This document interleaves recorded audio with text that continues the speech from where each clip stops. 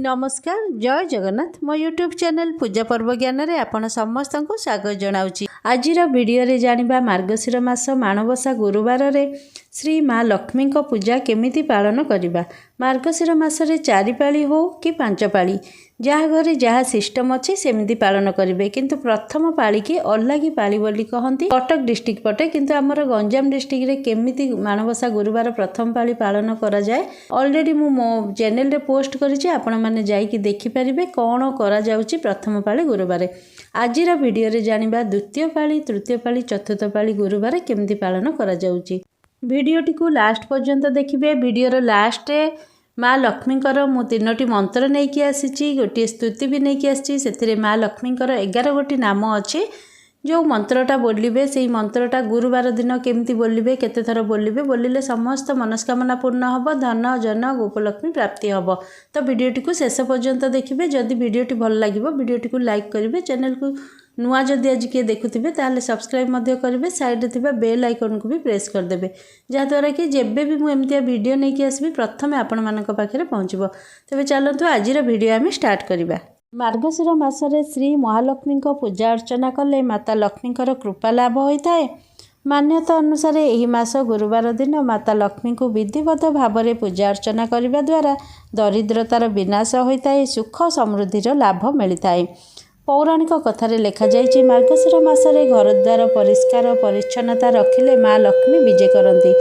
घर अळंदु जमारू भी हेबाकू दबानी आम मार्गशीर मासरे। समस्ते तो जानते ये कथा, समस्ते सफा सुतरा भी बहुत करुँच, सबुबले करुँच, किंतु मार्गशीर मासरे आहरी बेसी करुँच कहीं माँ लक्ष्मी को परिष्कार परिच्छन्नता शांत शिष्ट स्लोरे कथबार्ता कहवा ये सब माँ को बहुत पसंद।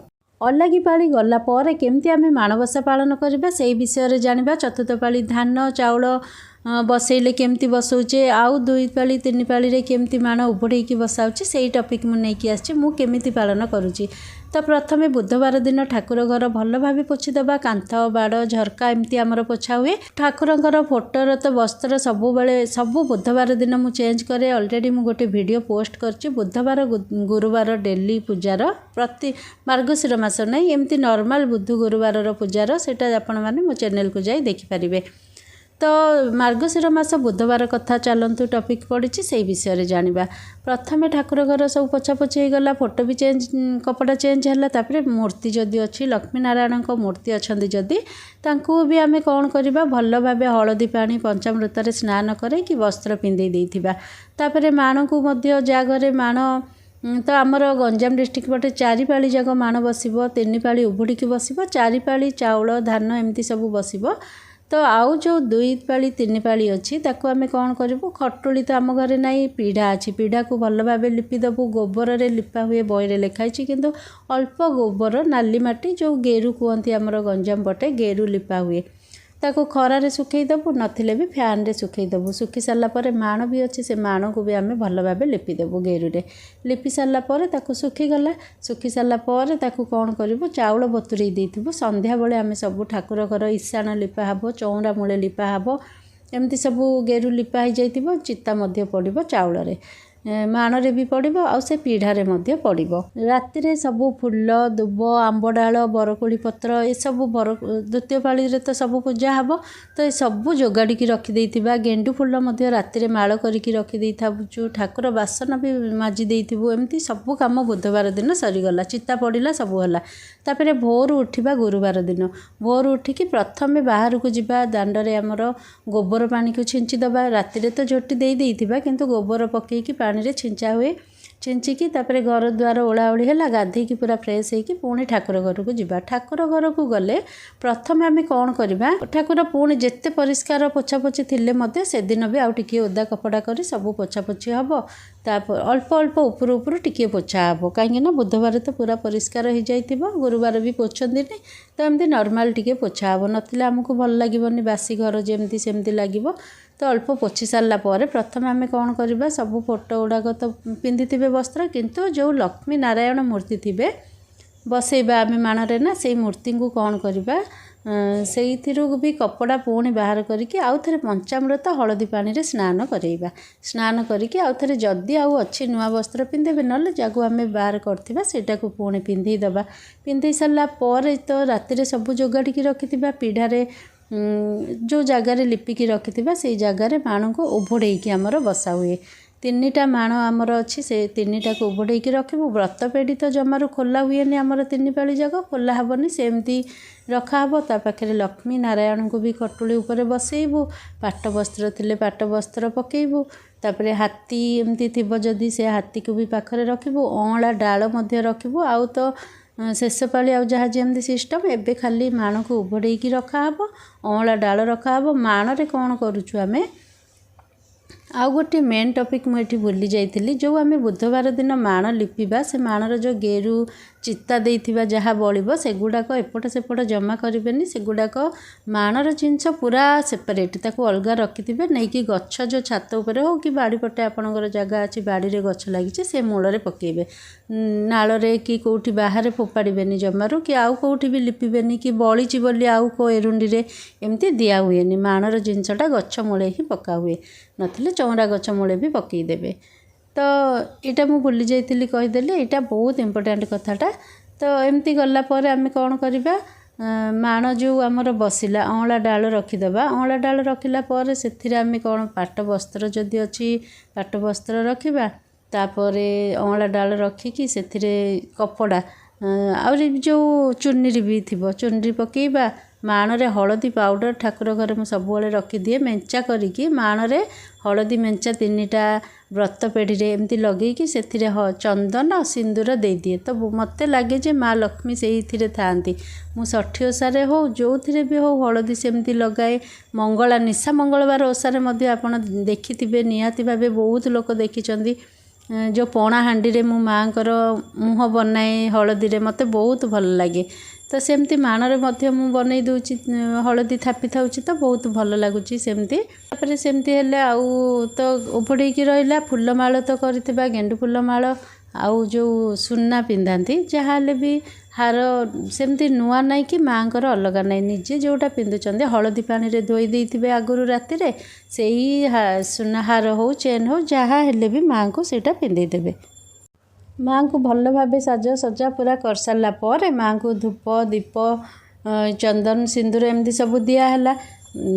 ଦଶମୁଖୀ ଦୀପାବଳି ଯେଉଁ କହୁଛନ୍ତି, ଯେଉଁ ମାଟିର ହେଉ କି ଏମିତିର ମିଳୁଛି, ସେଇଟା ଆଣିକି ଲଗେଇଲେ ବହୁତ ଭଲ। ଲକ୍ଷ୍ମୀନାରାୟଣଙ୍କ ପାଖରେ 2ଟା ଦୀପ ଲାଗିବ। କଳସ ମୁଁ ଗୋଟେ ସବୁବେଳେ ଦେଇଦିଏ ମାଆଙ୍କ, ଲକ୍ଷ୍ମୀନାରାୟଣଙ୍କ ନାଁରେ ଗୋଟିଏ କଳସ ବସାଇ, କିନ୍ତୁ ଦୀପ 2ଟା ଲଗାଏ। ଆଉ ଭୋଗ ବି ସବୁ ଲକ୍ଷ୍ମୀନାରାୟଣଙ୍କର ଅଲଗା ଅଲଗା ଭୋଗ ହୁଏ। ପ୍ରଥମ ଭୋଗ ହେଲା ଦହି ଗୁଡ଼ ହେବ, 2ଟା ଜାଗାରେ ଦହି ହେବ, 2ଟା ଜାଗାରେ ବାଳଭୋଗ ମଧ୍ୟ ହେବ। ସବୁ ପ୍ରକାର ଫ୍ରୁଟ୍ସ ହେବ, କମଳା ଆଖୁ ଅଙ୍ଗୁର ଏମିତି ସବୁ ହେବ, ସାକର କନ୍ଦା, ନିହାତି ଆଖୁ କମଳା ଏଇଟା ତ ମାଆଙ୍କର ପ୍ରିୟ, ବହିରେ ବି ପଡ଼ୁଛି। ଏସବୁ ନଡ଼ିଆ ବି କାଟିକି ପଡ଼େ, ମୂଳା କନ୍ଦମୂଳ ଏସବୁ ମାଆଙ୍କର ବାଳଭୋଗ ସରିଲା। ବାଳଭୋଗ ପରେ ଧୂପ ଦୀପ ଆଳତି, କ୍ଷୀର ଚାଉଳ ରଖା ହେଇଥିବ କିନ୍ତୁ ଦିଆ ହେଇନଥିବ, କାହିଁକିନା ଶଙ୍କୁଡ଼ି ଭୋଗ ପରେ କ୍ଷୀର ଚାଉଳ ଦିଆହେବ। ଆଳତି ଝୁଣା ଏସବୁ ହେଇଯିବ। ଏସବୁ ସରିଲା ପରେ ବାଳଭୋଗ, ରୋଷେଇ ଘରକୁ ଚାଲିଲୁ। ରୋଷେଇ ଘରେ ପୁଣି ରୋଷେଇ ହେବ, ଭାତ ଡାଲି ଆମ୍ବିଳ ଖଟା। ଆମର ତ ପ୍ରଥମ ପାଳି ତରଣ ହେଇକି ଶରଣ ପଶିଥିଲୁ, ପୁଣି ଦ୍ୱିତୀୟ ପାଳି ଆମର କ୍ଷୀରି ଚକୁଳି ହୁଏ।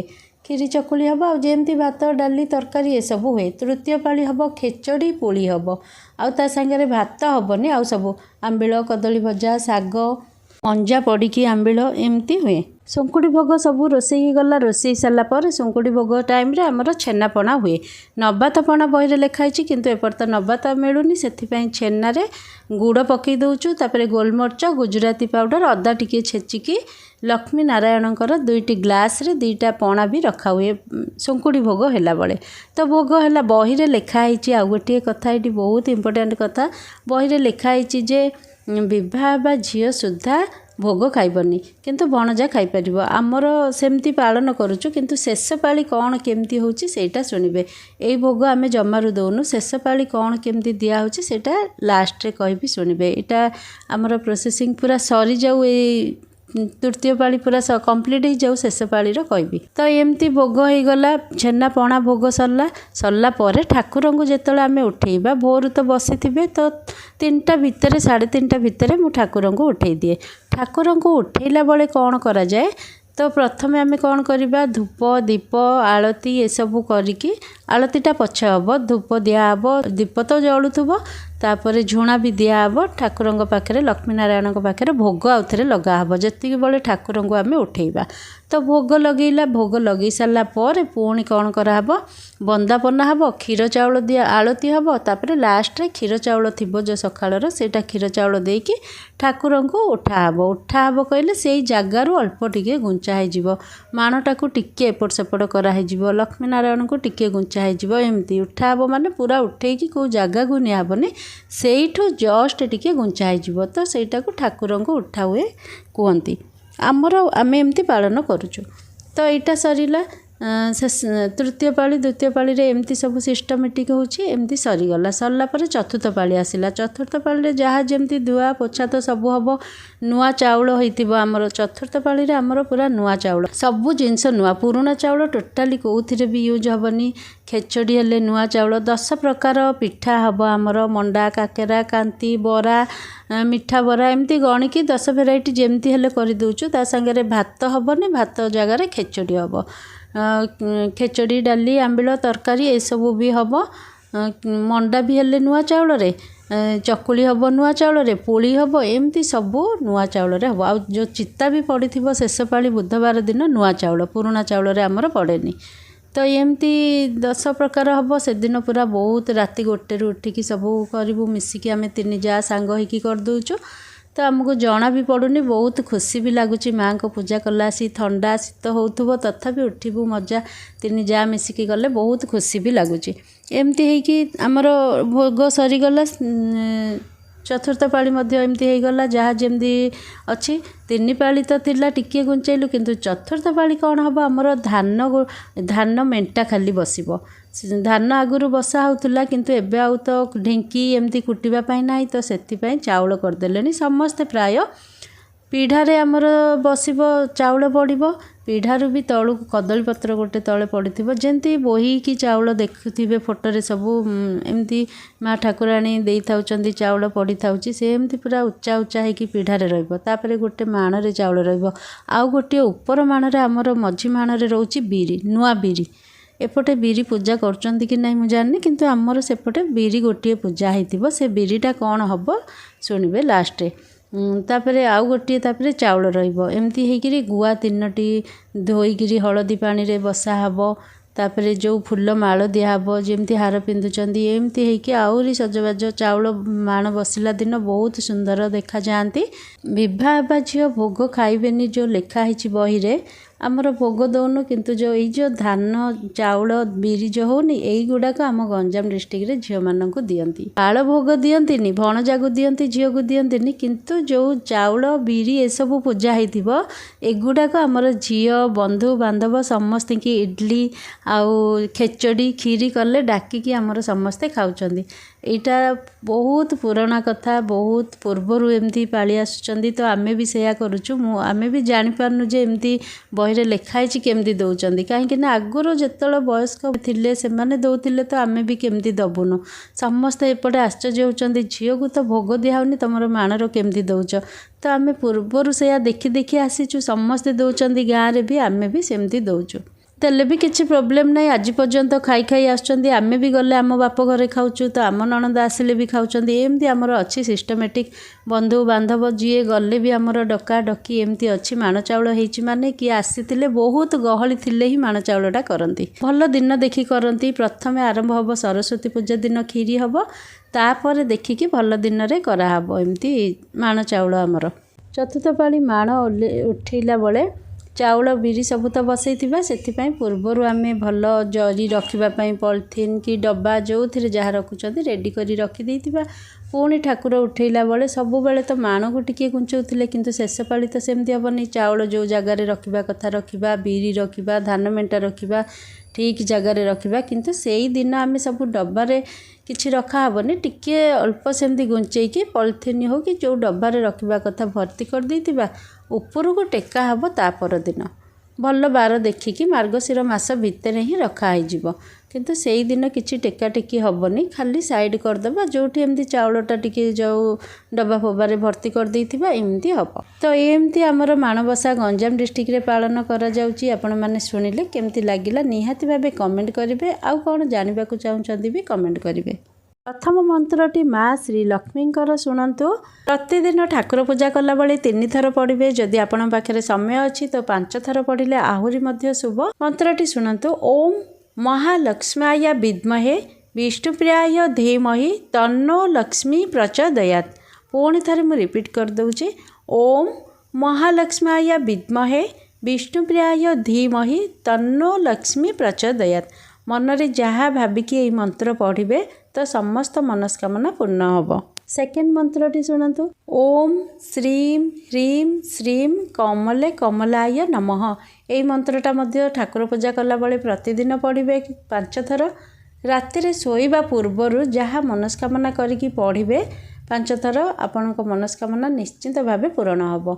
बहुत सहज मंत्रटी शोइबा पूर्वर प्रतिदिन पढ़िकी शुंतु निश्चिंत भावे माँ लक्ष्मी आपण मनस्कामना पूर्ण करेंगे। श्री महालक्ष्मी को स्तुति पढ़ा। यही स्तुति रे माँ लक्ष्मी 11 गोटी नाम अच्छी। स्तुति को ध्यान रे सुनिबे। जय जय महालक्ष्मी अति दयावती तुम पाद पंकजरे रहु मोर मति किंचिते सुदया मते कर महामाई अति दुखरे पड़िन डाकू अछि मोहि तोर नाम जेते अछि के कहि पारिब ब्रह्मावर जहा पुणी अटई दुर्लभ शंखपे तोहर नाम करई गायन जगत जननी मते हुओ सुप्रसन्न प्रथमे तो नाम लक्ष्मी द्वितीये कमला तृतीये नाम तो पद्मा चतुर्थे हर प्रिये पंचमे दरिद्र भंजनी तो नाम रे ख्यात षष्ठरे विमलाय तोर नाम जगन्नाथ सप्तमे जोगमोहिनी चंचला अष्टमे नवमे जानकी रमा नाम तो दशमे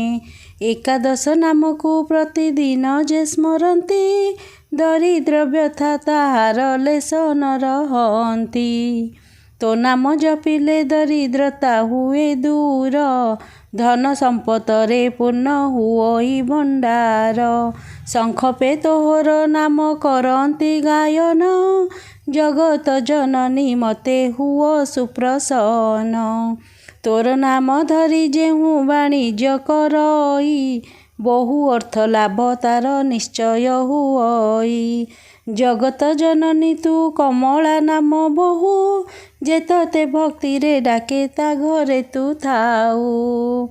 इति श्री माँ लक्ष्मी स्तुति। माँ लक्ष्मी स्तुति पढ़िले माँ 11 गोटी नाम भी शुणिले केमती लगिला कमेंट बॉक्स रे निहाती भावे कमेंट करेंगे। बर्तमान चलतु माँ वृंदावती पाखे मार्गशीर मास गुरुवार क्षीर अर्पण करी कौ मंत्रटी बोलिले आपणकर समस्त मनस्कामना पूर्ण हम। चलतु शुणा। प्रति गुरुवार तुलसी गछ मूल मंत्रटी पढ़िले तो बहुत भल प्रतिदिन भी पढ़िले भल किंतु मार्गशीर मास गुरुवार दिन तुलसी गछ मूल क्षीर नहीं जिबे क्षीर चाउल टिके नहीं से क्षीर रे चाउल पकेबे तुलसी गछ मूल नुह तुलसी गछर पूरा ऊपर ढालिबे क्षीर एमती स्लोरे ढालुथिबे मंत्रटा बोलिबे तो जहाँ मनरे भाभी थे से मनस्कामनाटा निहाती भावे आपणकर पूर्ण हम। मंत्रटी शुणु। ओम महाप्रसाद जननी सर्व सौभाग्य वर्धिनी आदि व्याधि हरा नित्यम तुलसीत्व नमस्तुते। ये मंत्रटा पढ़े 3 थर गुरुवार दिन क्षीर स्लोरे ढालुथिबे एपटे मंत्र पढ़ुथिबे तो आपणकर जहाँ मनस्कामना थी पूर्ण हम। प्रतिदिन भी क्षीर न ढालिकी पढ़े पानी जल अर्पण कला बेले चौरा गछ मूले किंतु गुरुवार दिन क्षीर चाउल अर्पण कर मंत्रटी जदि पढ़े समस्त मनस्कामना पूर्ण हम। तो आज भिडटी ये समाप्त करुच्ची। भिडटी जदि भल लगी भिडटी को निहाती भाव लाइक करेंगे, आपण फ्रेंड्स रिलेटिव्स मानक बहुत मात्रा शेयर करेंगे, समस्ते जानीपर यही मंत्र माँ लक्ष्मी 11 गोटी नाम।